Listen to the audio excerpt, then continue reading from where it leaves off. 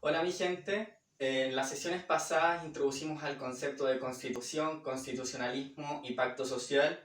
Hoy día vamos a ver cómo ese pacto social se ha materializado en las diferentes constituciones de la historia y lo vamos a ver a través de una revisión de las etapas de la historia del constitucionalismo en Europa. ¿Por qué en Europa? Es cierto que todos los continentes tienen su propia manera de hacer constituciones, incluso Latinoamérica recientemente está adhiriendo una fase que algunos han llamado el nuevo constitucionalismo latinoamericano.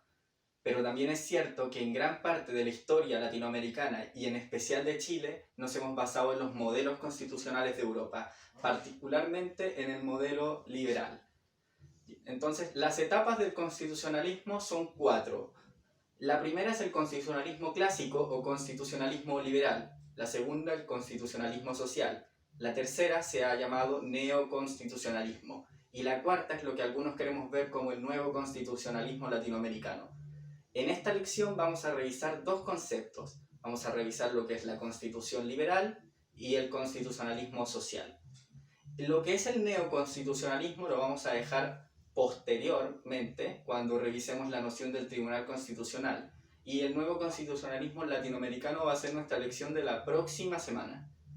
Así que, puesto esto, habíamos dicho anteriormente que el constitucionalismo nace de la idea de imponerle límites al poder político en el contexto de que los burgueses se estaban protegiendo a sí mismos y al Estado de los abusos de poder que podían cometer los monarcas absolutos.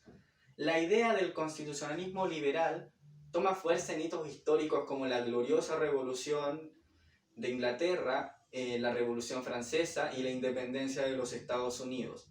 Así, esta fase del constitucionalismo, que es el constitucionalismo liberal, toma fuerza en constituciones escritas en la Constitución de Estados Unidos de 1787 y la Constitución de Francia de 1791. Entonces, ¿en qué consiste básicamente esta idea? Parte de la noción del gobierno limitado, es decir, se imponen límites al poder político, lo que el poder político puede hacer y lo que no puede hacer. ¿En qué consisten estos límites? Estos límites consisten en la idea de que los seres humanos contamos con unos derechos naturales a nuestra condición de humanos, como por ejemplo el derecho a la vida, el derecho a la libertad y el derecho a la propiedad, mi libertad de expresión, mi libertad de asociación, mi libertad de reunión, etc.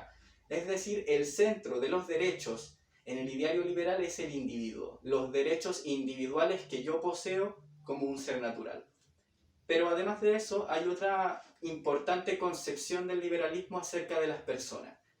Y es que para el liberalismo, las personas somos individuos anteriores a la sociedad. Entramos en sociedad a través de un pacto social que debe respetar nuestros derechos individuales.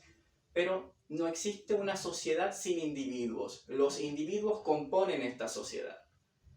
Entonces, ante todo, está el individuo y sus derechos individuales. Esto nos lleva a una sociedad de mercado y libre mercado. ¿Por qué?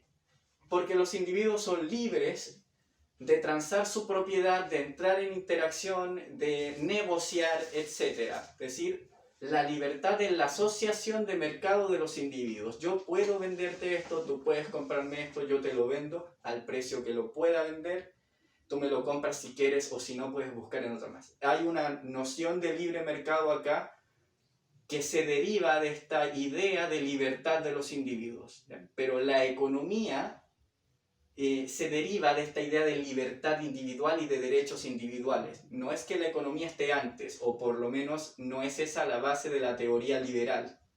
Entonces, este principio de libre mercado y sociedad de mercado vendría como la consecuencia lógica de respetar a los individuos y sus derechos naturales. Por tanto, como este Estado liberal se propone respetar la libertad de las personas y sabe que las personas están ocupadas en otros asuntos, se crea la teoría de representación. Si para los griegos la libertad positiva consistía en participar en los asuntos de la polis, en la modernidad, para el liberalismo, la libertad empieza a tener otro significado. La libertad es negativa, es decir, es lo que no interfiere con mis acciones. La libertad son lo que no interfiere, todas aquellas cosas que no interfieren con mi movimiento. Lo que me ponga límites restringe mi libertad. Por ende, esto va a tener un efecto en la política porque se va a crear la idea de representación. ¿Ya? La constitución liberal depende de la idea de representación. Los individuos votan por un representante que va a llevar a cabo su voluntad en la arena política. Y por último, el Estado queda reducido en sus funciones, porque el Estado tiene que tener un poder limitado en función de los derechos naturales de los individuos. Así que el Estado lo que va a hacer es no intervenir en los asuntos particulares de los individuos, como por ejemplo los contratos laborales o la propiedad de las tierras. El Estado se va a limitar a proteger los derechos de las personas, es decir, que no vulneren su libertad a la vida, que no vulneren su libertad, su derecho a la propiedad, su derecho a la asociación, su derecho a la expresión, etc. ¿Cuál es el problema de esto? Si bien el constitucionalismo liberal tuvo una larga etapa para asentarse, fueron generando problemas, ¿ya? El constitucionalismo liberal va de la mano con lo que es la instauración del sistema capitalista, y esto va a generar algunas contradicciones porque la riqueza se empieza a acumular en algunas personas, en un porcentaje mínimo de las personas, mientras que otro porcentaje más grande, que vendría a ser el proletariado, no ve los frutos de la riqueza del país. Y a eso hay que sumarle los problemas de abuso laboral. Los trabajadores no ven protegido su trabajo ni su vida con la Constitución liberal, pese a que esta Constitución liberal establece derechos naturales para todos e igualdad ante la ley para todos. Entonces, estos problemas lo que redundan es que en la práctica no exista una verdadera igualdad de derechos. ¿Por qué? Porque no sirve decir que un trabajador tiene derecho a salud si ese trabajador no puede hacer válido ese derecho a salud de la misma manera que una persona que dispone de mayor poder adquisitivo. Otro ejemplo podría ser el derecho a la libertad de expresión. ¿Tiene el inquilino que trabaja para un patrón el mismo derecho a expresión que el patrón? No está restringido por la idea del patrón. El patrón no lo puede despedir si este individuo dice algo que no le convenga. Bien, en base a estas ideas surge la noción de que el Estado tiene que ser más que un Estado gendarme que proteja derechos individuales e involucrarse más activamente en la vida de los individuos, dadas estas contradicciones que van surgiendo. Y aquí surge el constitucionalismo social en la Constitución de Querétaro en México en el año 1917 y en la Constitución de Weimar en el año 1919.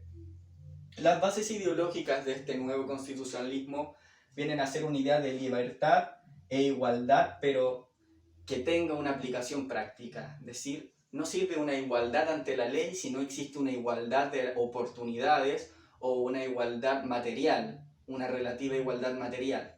Y no existe una verdadera libertad si hay espacios en la vida de las personas donde se producen estas injusticias pequeñas como es la explotación entre el trabajador y el patrón. Entonces, en estas ideas se va a fundar la noción del derecho social, estos derechos económicos, políticos, laborales, como el derecho a la vivienda, el derecho a la educación, el derecho a la salud, el derecho a la protección social, como la idea de una pensión de jubilación, etc. O los mismos derechos del trabajador. El Estado va a empezar a introducirse en estas áreas que antes estaban dejadas al derecho privado, como por ejemplo los contratos. ¿Ya? El Estado va a resguardar y va a hacer una protección para el trabajador y va a blindar estos derechos para asegurarse de equiparar la cancha finalmente. Y por último está la noción de la participación política, que es diferente a la mera representación. Por ejemplo, en algunos países como la Alemania de Weimar o Suiza se van a introducir mecanismos de democracia directa, donde los individuos puedan, a partir de un cierto número de firmas, introducir indicaciones a un proyecto de ley, presentar un proyecto de ley, oponerse a un proyecto de ley, etc. No es como la teoría de la representación liberal, porque en la teoría de la representación liberal el individuo solamente ejerce su derecho a voto una vez cada 4 años o cada 6 años, y a partir de entonces ya no tiene mayor influencia en la esfera política. Bajo el constitucionalismo social y su noción de participación política, el individuo tiene más herramientas para influir en la esfera política. Ahí empieza la teoría de los mecanismos de democracia directa en la actualidad.